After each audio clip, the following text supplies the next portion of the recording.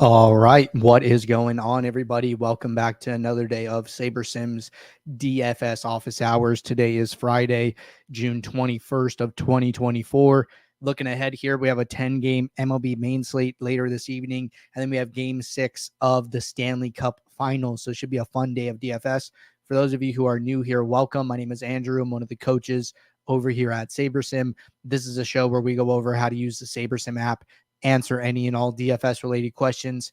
You can get your questions in one of three ways here. First off, send us an email, support@sabersim.com. Second, post it live in the YouTube chat. Third way, post it in the office hours channel in our Discord server. If you're not in our Discord and want to get access to that channel, there is a link in the description of this video. You also get access to our similar channels, individual sport channels, and you get access to the rest of the SaberSim teams. Can't say enough good things about the Discord. With that said, we do the show Monday through Friday, 4 p.m. Eastern. We do the show on Saturdays at 11 a.m. Eastern. But quick update for you guys, not going to be a Saturday show this week. I will do the show today, and then I will not be back until Monday. So just giving you guys a heads up there. Let's get SaberSim pulled up here, and let's jump into questions. We have one question here to get us started. A little bit of a lengthy question. We'll probably spend a little bit of time talking about this, but if you guys have questions, now is definitely a good time to get those in the queue.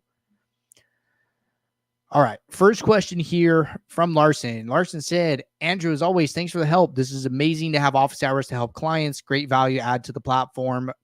Appreciate you. That was in response to that part. Question starts with, when I do single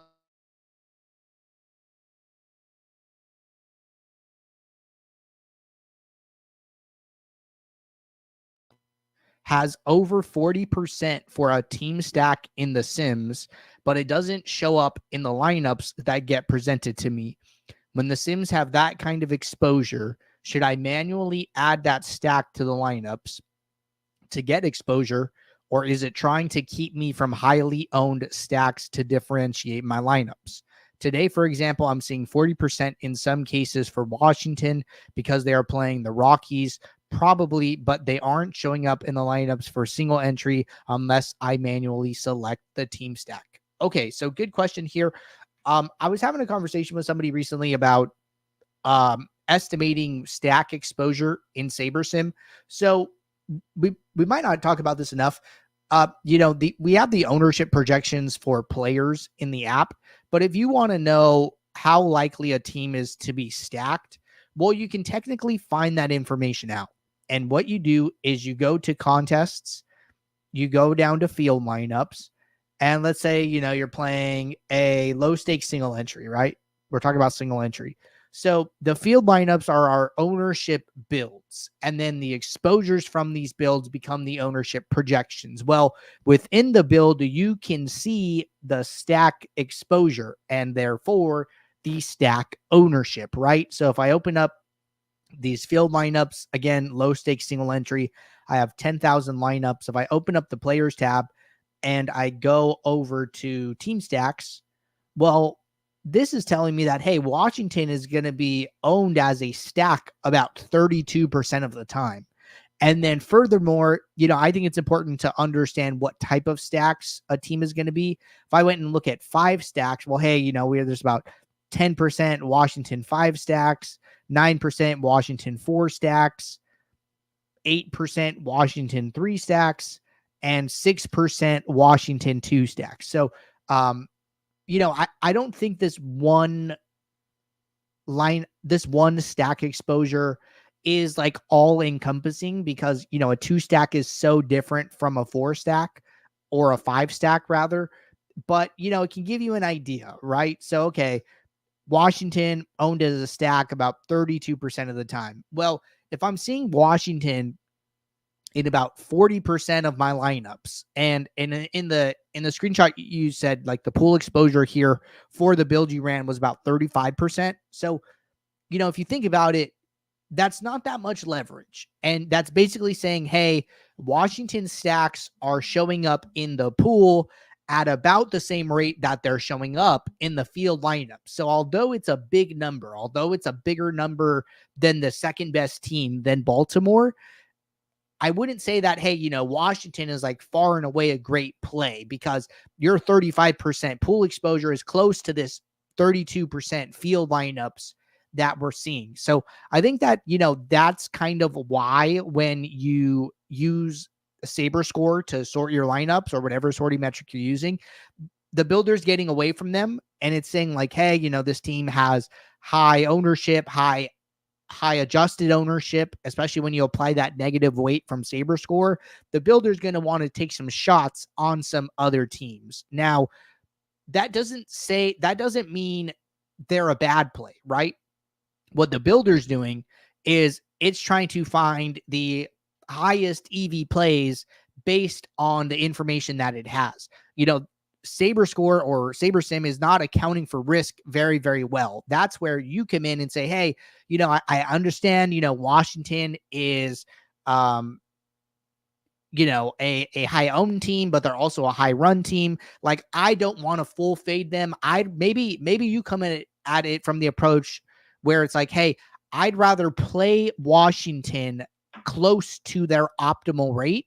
That way I have as many shares of them as the field does. So there's this concept with leverage, right? Where it's like, hey, the most neutral thing you can do is match the field. When you have no exposure to a team, that's not neutral. That's actually taking a very big stand against the team.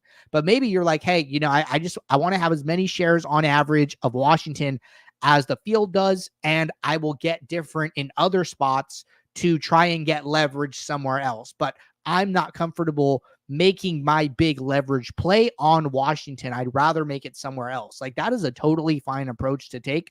I think that's a good approach to take sometimes, where you're just like not sure, match the field, and then go, take a stand somewhere else. So if you want to take that approach, I would say, it's totally fine to do, and just kind of roll with it from there. So that would be my best advice. All right. That was our only question here. So let's do a build demo, and we'll talk about this a little bit, right? So say we're building 20 lineups for tonight. So I'm going to go into my build, make 2 small adjustments.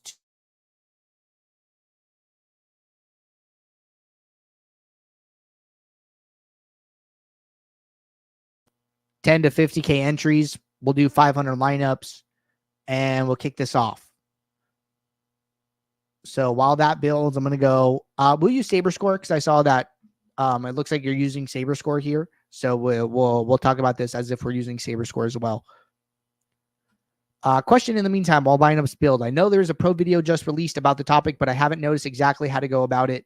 What if I wanted to set up sims versus the simmed set of lineups? How would I set that up?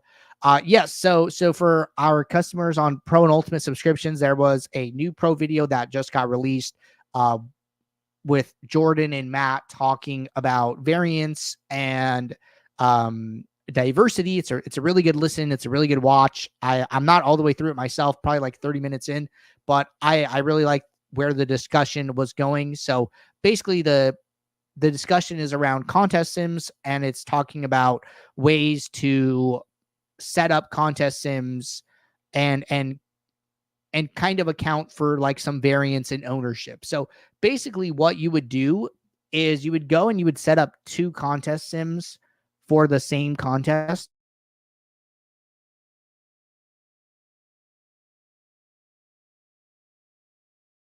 What I would do is I would set up a contest sim for the $1.20 max. I would set it up again, and then I go to my contest sim settings. I have 2 contest sims. I go into one, and then I change the field lineups from the Saber Sim bucket option to the build itself. Now make sure you run the lineups first.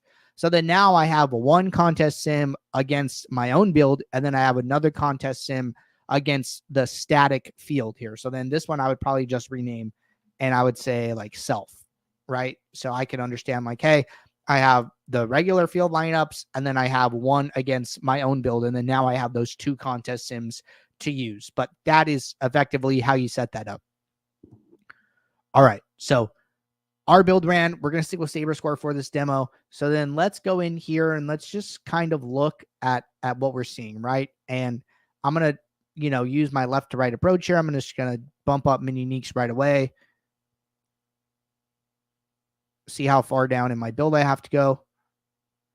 Got to, okay.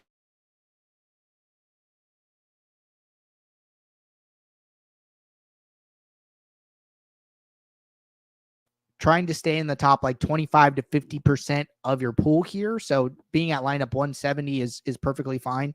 So then let's look at some exposures here and let's go to our team stacks. So I'm getting some Washington here, right? But this might,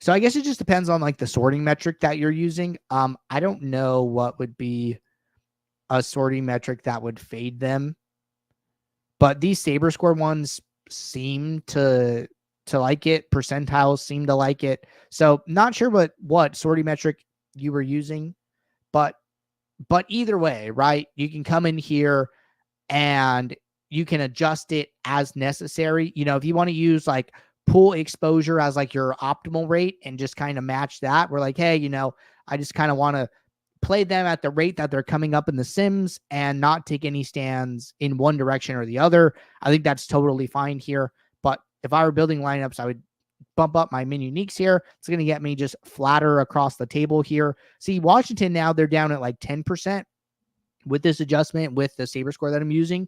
So, you know, what I want to do here, right? Well, maybe I want to bump them up and I'm just going to say like, hey, you know, let's have about like 25% of them. And now, you know, they're just as highly owned as every other team, but all these other teams have way lower projected runs. So I'm taking some stands on like probably Minnesota, Seattle, Atlanta, but I'm still getting to some shares of Washington here. So I think it's like a totally fine approach. And then our top 3 exposures are all pitchers: Hers, Rogers, Rodon.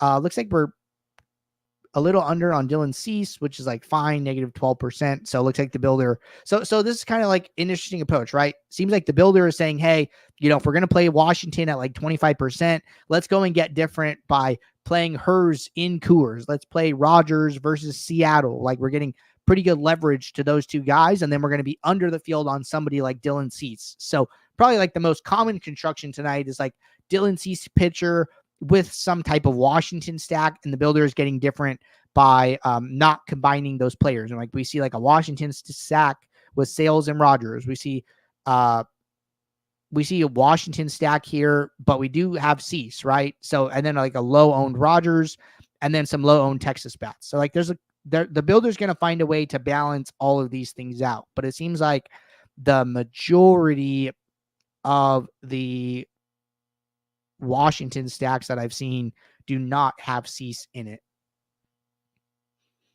So those are my thoughts there. But as far as, you know, building lineups for today's slate, I think this is pretty okay.